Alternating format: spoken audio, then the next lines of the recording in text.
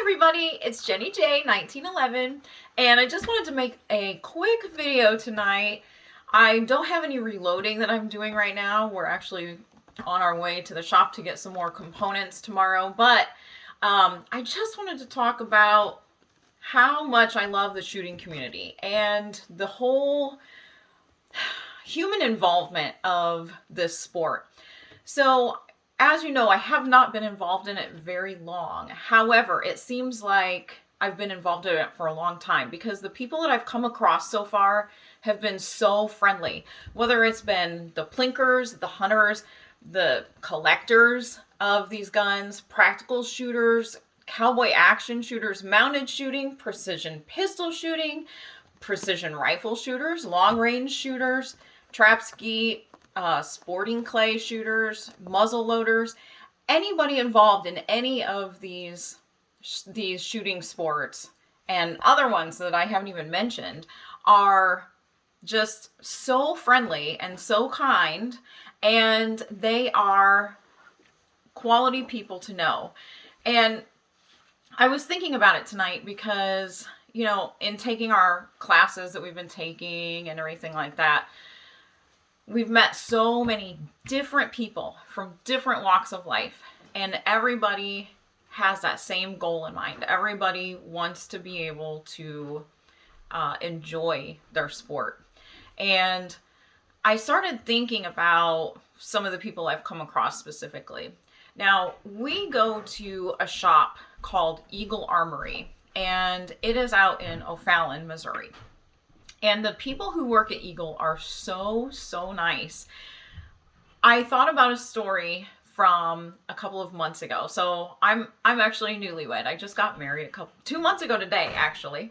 And when my fiance and I, because these are the kind of people we are, this is how we roll, the night before our wedding, we went to the gun shop out at Eagle Armory. And while we were there, we were very worried because we hadn't heard from our preacher in a few days. And so we were starting to think, oh my gosh, we're getting married tomorrow. And we were freaking out. I was freaking out, especially because you never know, things happen. And so we were looking at some different pistols out there, and we started talking about, the guys out there knew that we were getting married. And so we started talking about how we were getting married that next day, and they were, joking around with us because we were there getting married the next day, and that's where our priority was to be at the gun shop. Anyway, they were talking to us about it, and we said, we haven't heard from our preacher for a few days, and we're kind of worried because we don't know, we want to make sure that he's still going to show up tomorrow. We plan to be there. And they said, one of the guys said, well, what about so-and-so? And it was another guy that works there part-time. And they were all like, yeah, he could marry you. He could marry you. He's actually, an ordained minister. He could marry you. And so they gave us his number, and they said, call him so that you have a backup, whatever. It was really sweet. It was like a very family-oriented thing to do. They were looking out for us, not just trying to sell us a gun, but they were looking out for us. And it reminds me actually of another time, the same shop. I had looked at the Ronin EMP out there several times, and we finally decided that we were going to go out and buy it. So I had called them to make sure they still had it in stock one day. And the person that I talked to, the salesperson that I talked to, said, yes, it's still here. He said, I know exactly who I'm talking to because we'd been in a few times. And he said, it's still here. So we're open until 3 today. Well, we were out running errands. We didn't have a chance to stop in that day, but we did get there about a week later. And I went into the case. I knew exactly where the gun was. And I went into the case. I walked up to it, and it wasn't there. And I thought, oh my gosh, I waited too long. They sold it. Of course they sold it because I was looking at it. Somebody else wanted it. So I went up and I found the guy who I had talked to, and I said, "Hey, you sold my gun." And he said, "Did I?" And he walked away from me, and I thought, so I followed him. And I said, "You sold my gun. How did you sell my gun?" And he went into the back room, and I guess they opened up their vault, and he brought out the Ronin EMP. And he said, "I was holding it for you."